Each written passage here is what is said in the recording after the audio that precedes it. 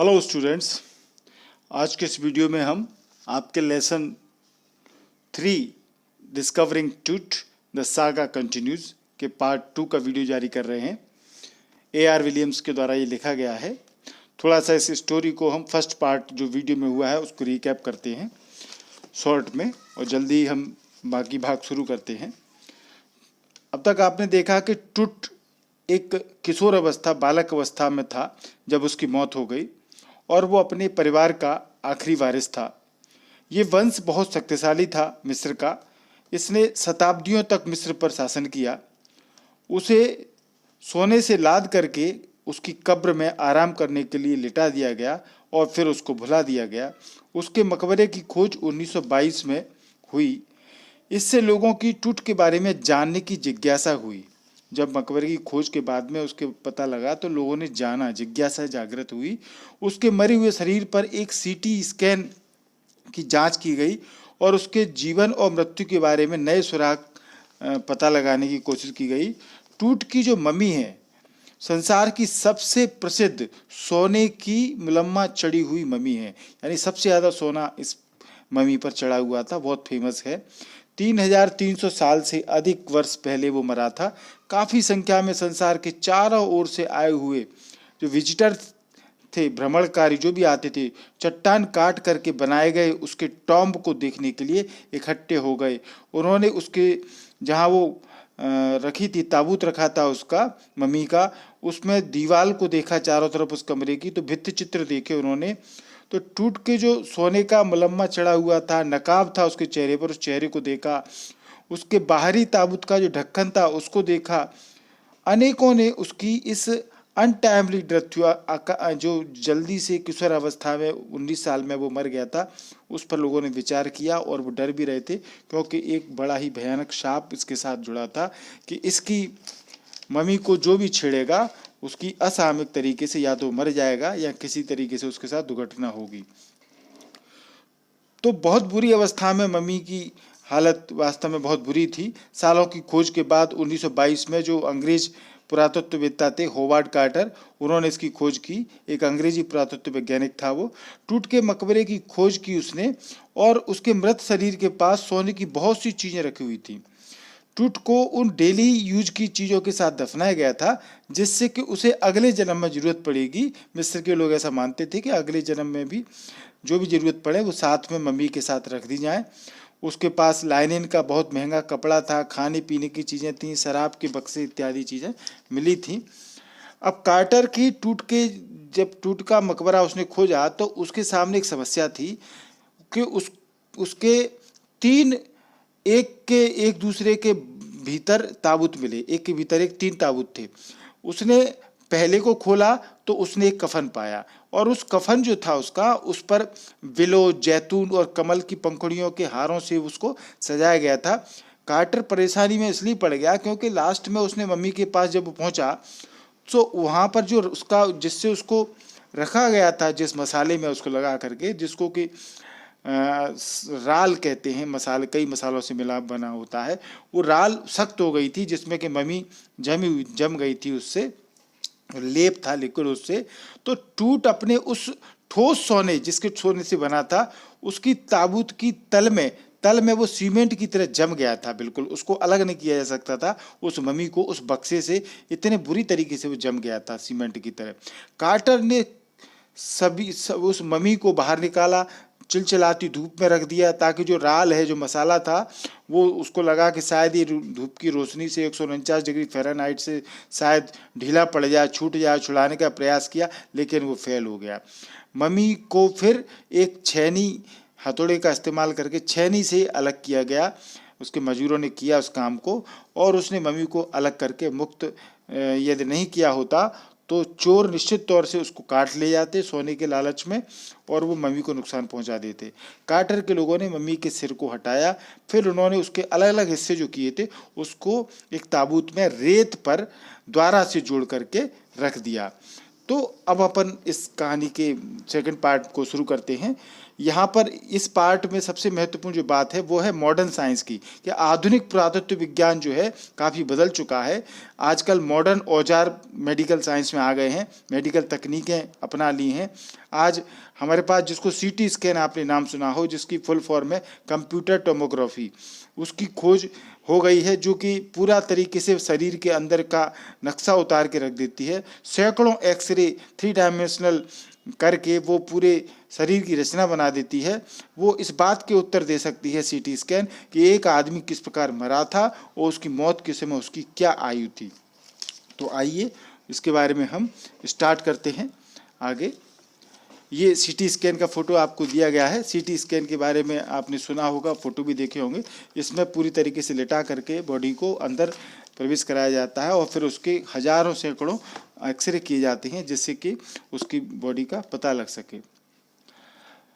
Today diagnostic imaging can be done with computed tomography और सीटी by which hundreds of X-rays in cross section are put together like slices of bread to create a 3-dimensional virtual body। अब यहाँ कुछ meaning आप देख लें। Diagnostic माने होता है डायग्नोस करना, मतलब निदान करना, किसी चीज़ का निरीक्षण करना। इमेजिंग माने उसकी छवि उतार देना, कैप्चर करना उसकी छवि को, ठीक है। कंप्यूटेड माने होता है कंप्यूटर से तैयार। टोमोग्राफी सीटी स्कैन का फुल फॉर्म है। तो टोमोग्राफी जो होती है वो एक प्रकार की टेक्निक है जिसमें कि हम बॉडी को एग्जामिन करते हैं एक्सरे के द्वारा, ठीक है। स्लाइसेज माने तो आप जानते हैं पीसेज, जैसे ब्रेड के स्लाइस होते हैं, पीस होते हैं, उसी को फाँक जिसको बोलते हैं, फाँकें, कतलें, ये स्लाइसेज होता है। और 3 डायमेंशनल जो है, 3 आयामी हिंदी में बोलेंगे, यानी कि उसकी having length breadth and height, चौड़ाई लंबाई ऊंचाई तीनों को मिलाकर के एक चित्र बन जाए, 3 आयामी चित्र बनता है, उसको 3 डायमेंशनल बोलते हैं। और वर्चुअल माने होता है असली, सही, ठीक है। स्कैन माने होती है जांच पड़ताल। तो आजकल जो डायग्नोस्टिक इमेजिंग है वो सीटी स्कैन द्वारा किया जा सकता है, जिसके द्वारा सैकड़ों एक्सरे क्रॉस सेक्शन द्वारा, यानी अनुप्रस्थ काट इसको बोलेंगे हिंदी में, क्रॉस सेक्शन द्वारा ब्रेड के टुकड़ों की भांति, जैसे ब्रेड के टुकड़े एक के ऊपर एक रख दें, ठीक है, तो ऐसा लगता है उनको काट करके क्रॉस सेक्शन किया जाए, तो एक साथ यदि उनको रख करके एक वास्तविक, एक वर्चुअल 3 डायमेंशनल बॉडी की रचना की जा सकती है। Today, diagnostic imaging can be done with computed tomography or CT by which hundreds of X-rays in cross section, यानी कई प्रकार की क्रॉस सेक्शन अनुप्रस्थ काट करके एक्सरे, सैकड़ों एक्सरे खींच करके आर पुट टुगेदर, उनको यदि एक साथ हम स्लाइस, ब्रेड के स्लाइस की तरह उनको जमाएं, सारे एक्सरे जो हमने खींचे हैं उन सबको एक्सरे को, तो एक 3 डायमेंशनल वर्चुअल बॉडी, एक वास्तविक शरीर की रचना हमारे आगे दिखने लगती है। What more would a CT scan reveal of Tut than the x-ray. अब प्रश्न ये था कि एक्सरे से बढ़कर के भी सीटी स्कैन टूथ के बारे में क्या प्रकट करेगा। And could it answer 2 of the biggest questions still lingering about him। और क्या ये उत्तर दे सकेगा उन 2 बड़े प्रश्नों का जो अभी भी लटके हुए हैं, यानी जिनके बारे में लोग अभी सोच रहे हैं। हाउ डिड ही डाई, प्रश्न ये था कि वह कैसे मरा, एक प्रश्न ये था।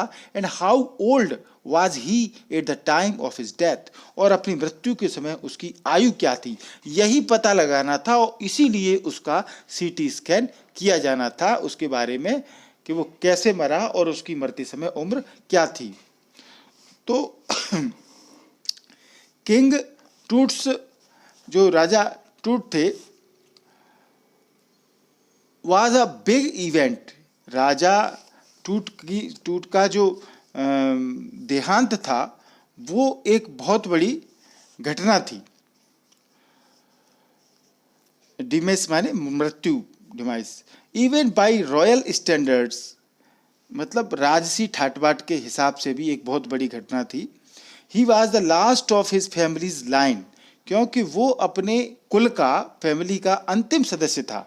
And his funeral was the death rattle of a dynasty, और टुट की जो मृत्यु थी वो पूरे राजकुल की मृत्यु थी, क्योंकि वो उसकी डिनेस्टी जो थी, उसका वंश जो था, उसका वो आखिरी शासक था, यानी वो गिर गया था। रेटल माने खड़खड़ाना, short loud noises when hitting against something hard. तो इस एक तरीके से ये टूट गया था, खत्म हो रहा था शासन, अंतिम था ये। And his funeral was the death Ratle of a dynasty. तो उसकी जो टूट की मृत्यु थी वो राजकुल की मृत्यु थी। But the particulars of his passing away and its aftermath are unclear. परंतु वो कैसे मरा और उसका क्या परिणाम हुआ ये अभी भी अनक्लियर है। उसकी जो पर्टिकुलर्स मिले हैं, जो विशेषताओं की यदि उसकी बात की जाए उसके बारे में, तो अभी मृत्यु के बाद की बात, जो आफ्टरमाथ होते हैं, आफ्टर डाइंग यानी मरने के बाद, वो सारी चीज़ें अनक्लियर हैं, अस्पष्ट हैं, अभी तक कुछ पता नहीं है। अब थोड़ा सा इनका टूट का इतिहास देखते हैं, उसके बाप दादा की बात करते हैं, उसके परिवार का कुछ बैकग्राउंड देखते हैं जो इतिहास में लिखा हुआ है। आपके स्क्रीन पर जो दिख रहा है ये एमेनहोटेप III की मूर्ति है, जो पुरातत्ववेत्ताओं ने खोजी है, उससे 1000 और 3-4 साल पहले की, जो उसका बाप या दादा था टूट का, राजा टूट का। तो इसके बारे में पढ़ते हैं। एमेनहोटेप III, क्योंकि पहले के राजाओं के नाम 3rd, 4th, 2nd ऐसे होते थे, प्रथम, द्वितीय, तृतीय। तो एमेनहोटेप III जो है टूट्स फादर और ग्रैंडफादर। तो ये या तो ये कह नहीं सकते, इनके पास कोई प्रमाण नहीं है इस बात का कि वो टूट का बाप था या दादा, जो भी था वो वाज ए पावरफुल फेरो। फेरो माने राजा, उस समय के राजा को फेरो बोलते थे मिस्र में। तो वो बहुत शक्तिशाली राजा था ये एमेनहोटेप III, who ruled for almost 4 decades at the height of the 18th dynasty's golden age, जिसने 18वीं शताब्दी में राजवंश का जो सुनहरा युग था उसमें चरम सीमा पर लगभग 4 डिकेड, 4 दशक तक राज्य किया। यानी करीब एक डिकेड में 10 साल होते हैं, तो करीब 4 दशक यानी 40 साल करीब तक राज किया। तो इतना शक्तिशाली राजा था, बहुत साल तक ये राज किया इसने, एमेनहोटेप III ने। हिज सन एमेनहोटेप IV, अब उसका जो बेटा हुआ एमेनहोटेप IV, यानी 3rd के बाद 4th हुआ, वो उसका सक्सीडेड हिम, उसका उत्तराधिकारी बना। सक्सीडेड माने उत्तराधिकारी बनना। And initiated one of the strangest periods in the history of ancient Egypt। और इसने जो ये बना एमेनहोटेप IV उत्तराधिकारी बना, वो प्राचीन मिस्र के इतिहास में सबसे विचित्र युग का उसने प्रारंभ किया। इनिशिएटेड माने प्रारंभ करना, शुरू करना, और स्ट्रेंजेस्ट माने अजीबोगरीब, एक निराले युग का, पीरियड का उसने उद्घाटन किया, शुरुआत की। अब क्या शुरुआत की थी ये जरा इसमें देखें। द न्यू फेरो, जो ये नया राजा था, promoted the worship of the attain. ये जो राजा बना 4th नया राजा फेरो, उसने एटेन की पूजा शुरू कर दी। नए फेरो ने सूर्य चक्र की पूजा को उन्नत किया। अब यहाँ ये जरा आप ध्यान से देखें, एटेन की स्पेलिंग क्या है? ATEN, एटेन, यानी ये है सूर्य चक्र, यानी सूर्य देवता की बात है।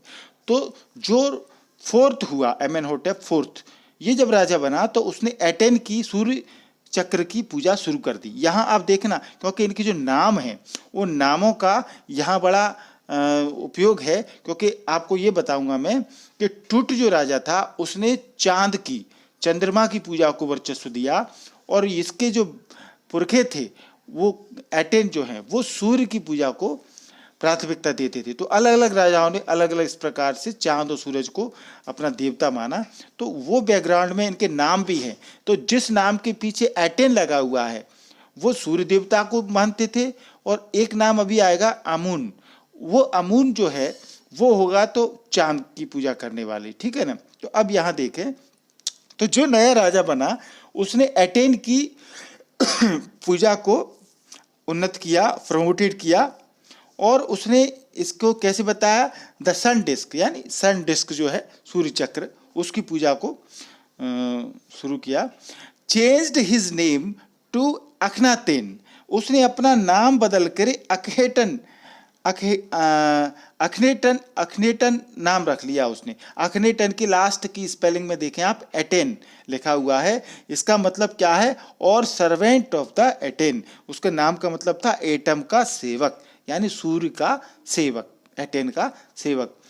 तो उसने अपना नाम बदल लिया, ठीक है, क्योंकि उसका नाम तो एमेनहोटेप फोर्थ होना चाहिए था, पर उसने अपना नाम बदल लिया एटेन की पूजा की वजह से। तो and moved the religious capital from the old city of Thebes to the new city of Akhetaten. और उसने अपनी जो पहले से चली आ रही धार्मिक नगरी थी थीब्स, बहुत फेमस था ये, उसकी राजधानी जो थी थीब्स, उस पुराने नगर से हटा करके उसको अकहेटन के नए नगर में ले गया वो। तो अकहेटन के नए नगर में ले आया, नॉन नाउ एज अमरना। उस जगह को जिसने अपनी राजधानी बदली, इसने उस जगह को आज अमरना कहते हैं, उस जगह का नाम है। ए मेजर गोड स्मैशिंग हिज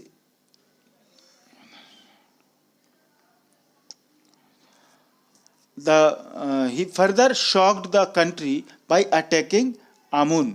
अब उसने आगे जनता को आश्चर्यचकित कर दिया, राजधानी तो बदली ही उसने, इसके अलावा उसने क्या किया, जो मुख्य देवता था, the further shocked the country by attacking आमुन।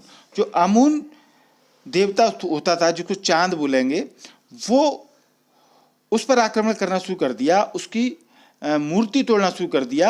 A major God, एक बहुत बड़ा देवता था, smashing his images and closing his temples. तो उसने उन मंदिरों को नष्ट करना शुरू कर दिया। स्मैशिंग माने तोड़ना, ब्रेकिंग, तोड़ना शुरू कर दिया। इमेजेस माने जो उसकी आइडल्स थी, मूर्तियां थी, उनको तोड़ना शुरू कर दिया अमुन की। यानी ये जो राजा बना वो सूर्य को मानता था, तो चांद की जो अमुन की जो मूर्तियां थी वो उसने तोड़ना शुरू कर दी।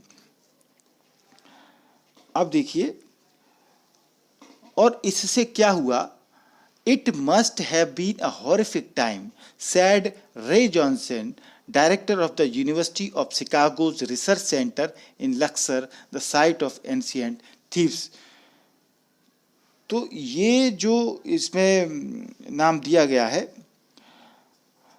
ये कोटेशन है, प्राचीन नगर थीव्स के स्थान लक्सर में एक यूनिवर्सिटी है, यूनिवर्सिटी ऑफ शिकागो, उसके जो डायरेक्टर हैं रे जॉनसन, उन्होंने कहा था इस बात को सुन करके कि वो बहुत ही भयानक समय हुआ होगा।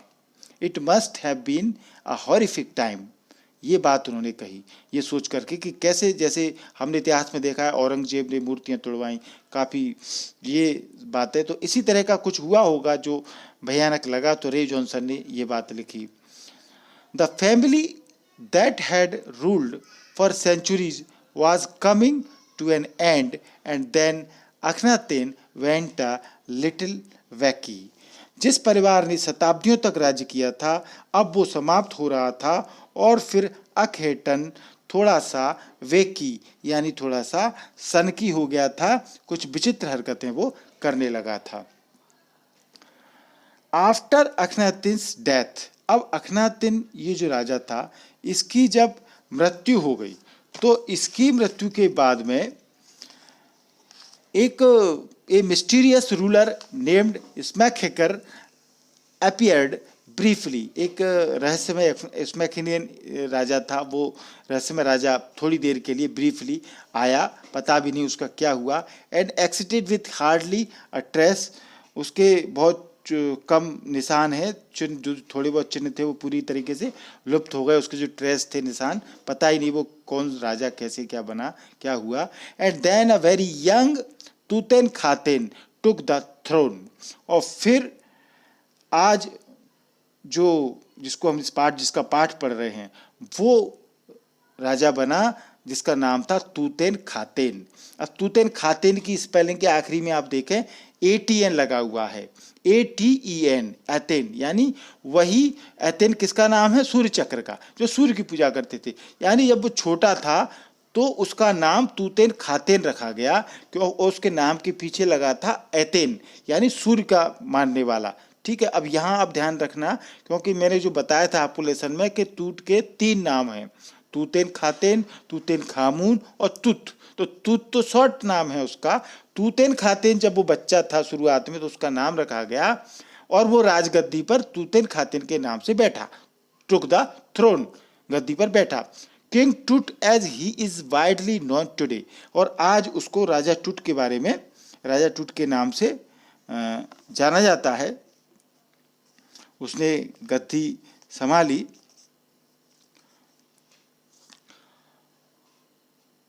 The boy king soon change his name to Tutankhamun. अब देखिए वही बात आ गई ना, इस बॉय किंग जो छोटा बच्चा लड़का राजा बना, इसने भी जल्दी अपना नाम बदल लिया और अपना नाम रख लिया तूतेन खामून, यानी तूतेन खातेन से बदल कर तूतेन खामून।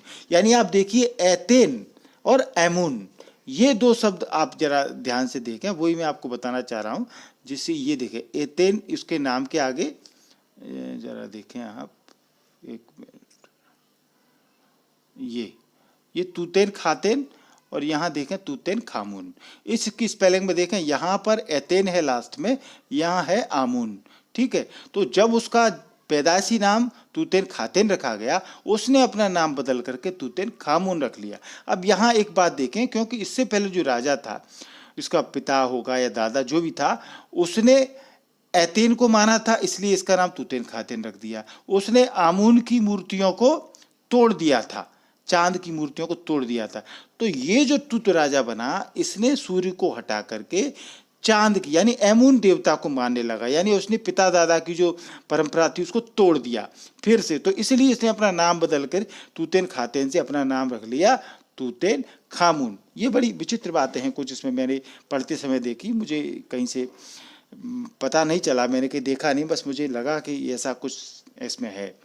लिविंग इमेज ऑफ एमून, तूतेन खामून का अर्थ है लिविंग इमेज ऑफ एमून, यानी कि एमून की जीवित मूर्ति। अमून यानी जिसे मून है, चांद है, समझ रहे हो ना, तो उसकी जीवित मूर्ति इस नाम का अर्थ था।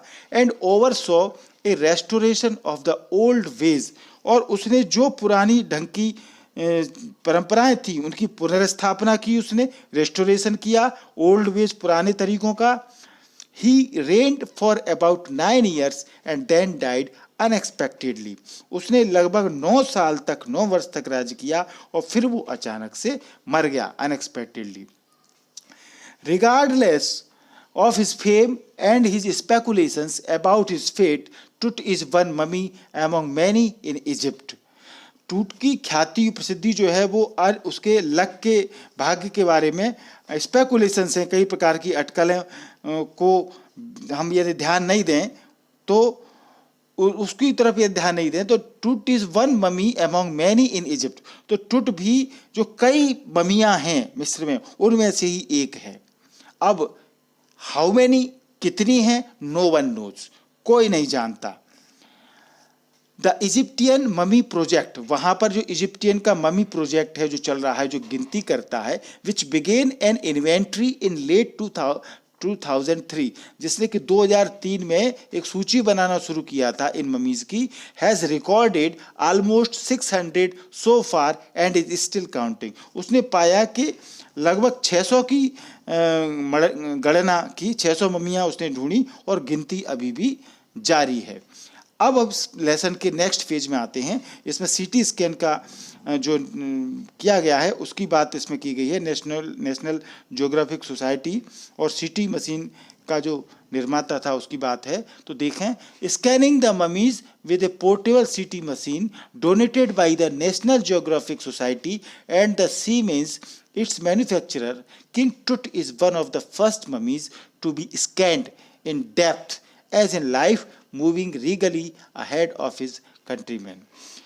तो नेशनल ज्योग्राफिक सोसाइटी और सीटी स्कैन का जो निर्माता, मैन्युफैक्चरर जो था, सीमेंस जिसका नाम था, उसके द्वारा जो दान की गई ये सीटी स्कैन की जो मशीन थी, उसके द्वारा बड़ी गहराई से, ये राजा टूट ही था उनमें से पहला राजा था जिसकी की स्कैनिंग की जा रही थी, जिसके बारे में जांच पड़ताल करके पता लगाया जा रहा था।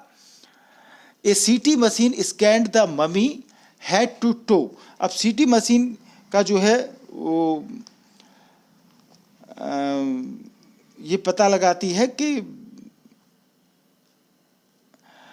सबसे पहले इसका मम्मियों में से जो थी उसकी राजा की, उसको पता लगाना था, और अपने एक सीटी मशीन से जो मम्मी होती है उसका सिर से पंजे तक जांच की जाती है, यानी हेड टू टो, सिर से पंजे तक उस मम्मी की स्कैन की जाती है, creating 1700 digital x-ray images in cross section, और 1700 डिजिटल चित्र एक्सरे उसके क्रॉस सेक्शन में लिए जाते हैं। क्रॉस सेक्शन माने जैसे आप समझ के कि जैसे प्याज को काट दें, प्याज को काट करके जो कटा हुआ हिस्सा भीतर से कैसा दिखता है उसको बोलते हैं क्रॉस सेक्शन, यानी जैसा जो उसमें निशान दिखते हैं क्रॉस सेक्शन है, अनुप्रस्थ काट इसको बोलते हैं। तो उस तरह के निशानों के कई एक्सरे लिए गए।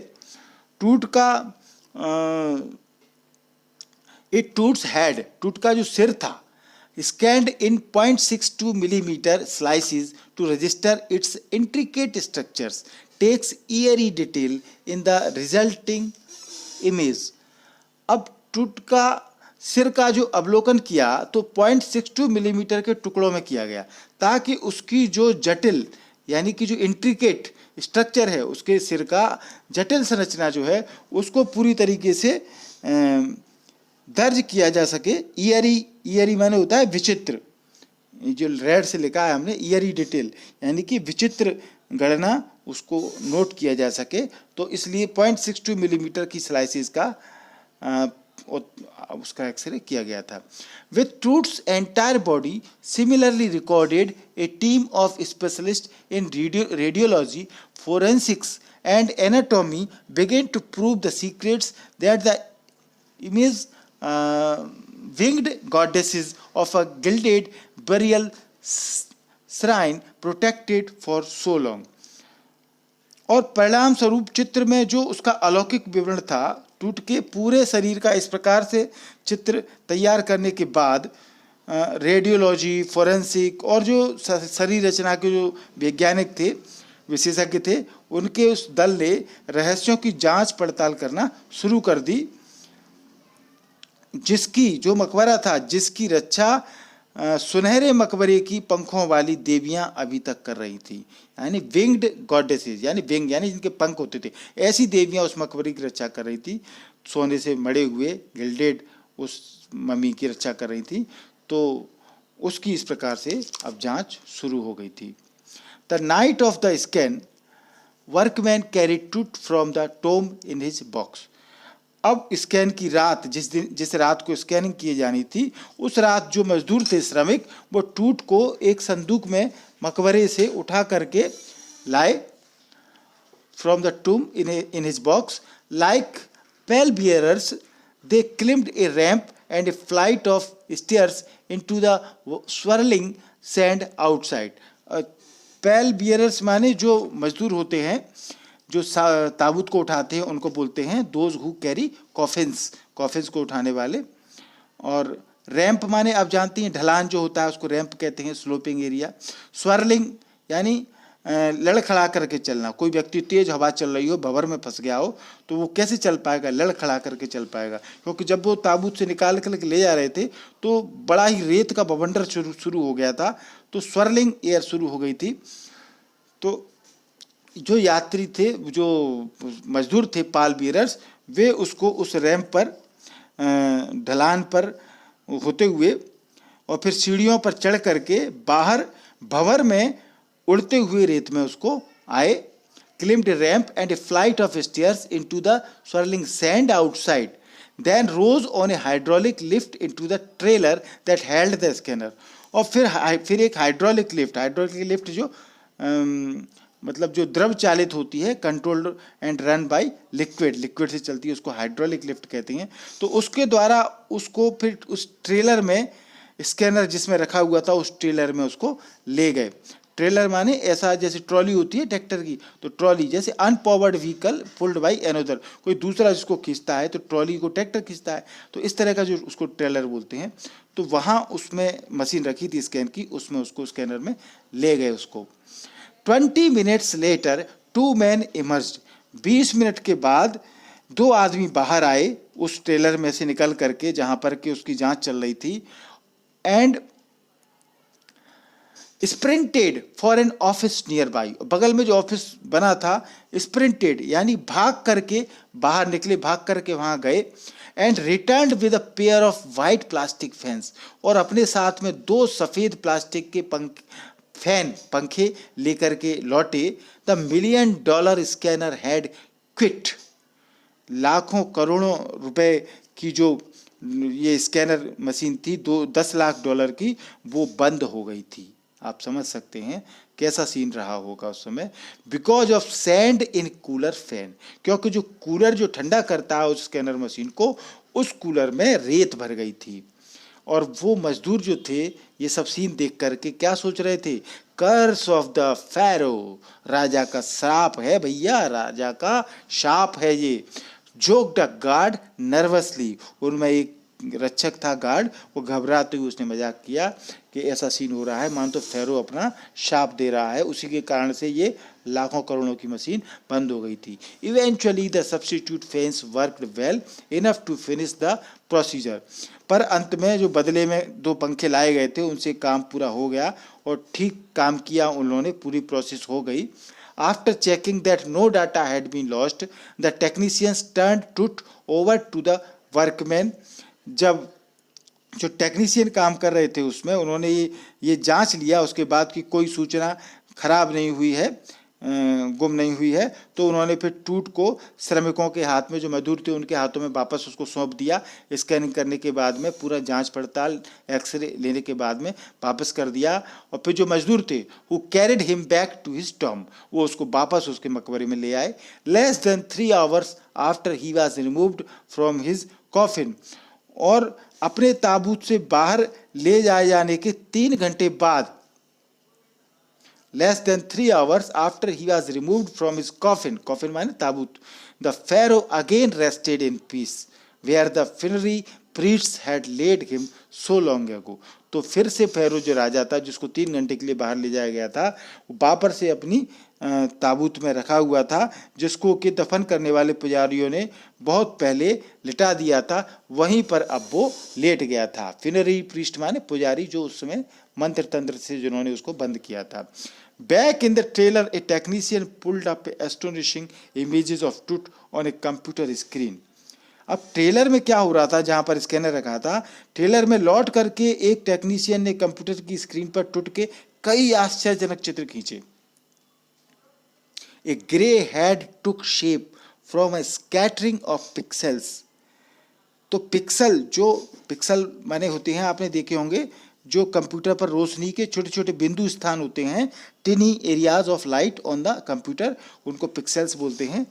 तो पिक्सल बिखरने से एक धौला सा सिर प्रकट हुआ, और जो टेक्नीशियन थे उन्हें हर दिशा में उस सिर को उन्होंने, टेक्नीशियन ने घुमाया, टेढ़ा किया कंप्यूटर स्क्रीन पर। क्या देखा उन्होंने, and the technician spun and tilted it in every direction, हर दिशा में उसको घुमाया फिराया। नेक वर्ट्रेबा यानी नेक वर्ट्रेबा यानी गर्दन की जो हड्डी होती है, रीढ़ की हड्डी जिसको बोल सकते हैं, appeared as clearly as in an anatomy class, जैसे कि जो एनाटॉमी जीवित विज्ञान की मेडिकल कॉलेज में जो क्लास लगती है, जिसमें जैसा नेक वर्ट्रेबा दिखता है, जी जो गर्दन की हड्डी दिखती है, वैसे ही वहाँ दिख रही थी उस एक्सरे में। Other images revealed a hand, several views of the rib cage and a transection of the skull. रीढ़ की हड्डी ऐसी स्पष्ट प्रकट हो रही थी जैसे एनाटॉमी की कक्षा में, और इसके अलावा अन्य जो चित्र थे उनमें हाथ और पसली के छोटी छोटी हड्डियां जो थी, पिंजर, वो देख रहे थे, और स्कल यानी खोपड़ी का अनुप्रस्थ काट वो उन्होंने किया था, वो सब दिख रहा था। तो ये सारी चीजें दिख रही थी। But for now the pressure was of, परंतु अब जो टेंशन था, प्रेशर, अब वो खत्म हो चुका था। अपनी sitting back in his chair, जाही हवास स्माइल्ड, जाही हवास जो उस समय था उस हाथ में, वो थोड़ा सुकून महसूस कर रहा था सिट बैठ करके, और उसने कहा कि अब प्रेशर ख़त्म हो गया है। Visibly relieved that nothing had gone seriously wrong. उसने मुस्कुरा कर कहा कि दिखाई देता है कि अब थोड़ा राहत ले सकते हैं क्योंकि कोई गंभीर गड़बड़ी नहीं हुई, क्योंकि डर सब रहे थे, क्योंकि सांप ऐसा था, मिस्र की ममीज को हाथ लगाना बहुत ही खतरनाक था, तो ऐसी चीज़ों से सब डर रहे थे। तो हवास जो थे, जाई हवास, वो भी डर रहे थे, परंतु कुछ नहीं हुआ। आराम से उस मम्मी को लिटा दिया, अब सब चैन से बैठे थे। I didn't sleep last night not for a second he said. उन्होंने कहा था कि मैं पिछली रात एक सेकंड भी सो नहीं सका था। आई वॉज सो वरीड, मैं इतनी चिंता में था, but now I think I will go and sleep. और अब मुझे लगता है कि मैं जाकर सो सकता हूँ। ये बात जाही हवास ने बोली। By the time we left the trailer descending metal stairs to the sandy ground the wind had stopped. अब जब सब स्कैन हो गया, उसके बाद में वो बता रहे हैं कि जब हम ट्रेलर यानी जो ट्रॉली थी, ट्रेलर से जो उसकी मेटल की सीढ़ियाँ थीं, धातु के लोहे की सीढ़ियाँ थीं, उनसे उतर करके जब हम रेतीले मैदान में आए तो हवा बंद हो चुकी थी। Descending metal stairs to the sandy ground, जब सैंडी ग्राउंड यानी रेत के मैदान में आए, द विंड हैड स्टॉप्ड, हवा बंद हो चुकी थी। The winter air lay cold and still like death itself in this valley of the departed। और ये जो वैली ऑफ डिपार्टेड थी, यानी मरे हुए लोगों की जो वादी थी, उसमें ठंडी हवा, जो सर्दियों की जो हवा है वो ठंडी और शांत थी, बिल्कुल मौत के समान, जैसे मौत ठंडी होती है इस प्रकार से हवा शांत थी। Just above the entrance of Tut storm stood Orion, the constellation that the ancient Egyptians knew as the soul of the Osiris, the god of the afterlife, watching over the boy king। टूट के मकबरे का जो प्रवेश द्वार था, entrance जो था, उस पर तारामंडल ओरायन, जो मृग का आपने देखा हो, हिरन का तारामंडल होता है आसमान में, कभी रात में देखा हो, तो वो खड़ा हुआ था। ये जिसे प्राचीन मिस्रवासी जो है ओसिरिस की आत्मा मानते हैं। उसके तारामंडल को आप देखें कभी रात में, अगर आपको पता हो, हिरन वाला मृग जैसा, तो उसको जो ये मिस्रवासी थे वो ओसिरिस की आत्मा मानते हैं। ये पिक्चर में आपको दिख रहा है, जो टूट ओसिरिस की आत्मा उसके सामने खड़ी हुई है वाइट में, तो ओसिरिस के नाम से जानते हैं, the God of the after life. ये ओसिरिस कौन है? ओसिरिस जो अगले जीवन का देवता है, वह उस बालक राजा टूट पर निगाह रखे हुए था। यानी कि जो मकबरा था, वो ऐसे एक आइडिया बता रहे हैं कि जब वो बाहर निकले तो ऐसा लगा मानो तो मृग राजा जो है, शाम को रात में जो ओसिरिस है, वो राजा जो मौत के बाद का देवता है, वो उसकी रखवाली कर रहा था और उसके प्रवेश द्वार पर खड़ा हुआ था एक पहरेदार की तरह। तो ये आपने स्टोरी आपको समझ में आई होगी। वीडियो, ये कहानी खत्म होती है स्टोरी। तो ये वीडियो आपको पसंद आया हो तो इस वीडियो को लाइक ज़रूर करें। लाइक करने से हम आपको ऐसे ही अच्छे अच्छे वीडियो बनाएंगे, हमको प्रोत्साहन मिलता है। चैनल सब्सक्राइब करें। स्क्रीन पर जो लाल कलर से सब्सक्राइब लिख रहा है, आपको उसको जो दिख रहा है, इसको आप देखें, इसको टच करना है। केवल आपको टच करते ही आपके सामने ये लाल कलर का इस तरीके से वाइट कलर में बदल जाएगा। इसका मतलब चैनल सब्सक्राइब हो गया है। चैनल आपको एक ही वीडियो में एक बार ही सब्सक्राइब करना है, आगे नहीं करना है। सब्सक्राइब करने के बहुत फ़ायदे हैं। बगल में जो बेल आइकॉन दिख रही है घंटी, उस घंटी को जरूर दबाएं, ये वाली। इसके दबाते ही 3 ऑप्शन आएंगे। इसमें जो ऑल वाला ऑप्शन है, इसको आप जरूर दबाएं। इसके दबाने से ही आपके मेरे मैं जो भी वीडियो बनाऊंगा वो तुरंत आपकी मोबाइल स्क्रीन पर मेरे बनाते ही पहुंच जाएंगे। तो वीडियो को आपने पूरा देखा, पूरा देखने के लिए आपका धन्यवाद। Thank you.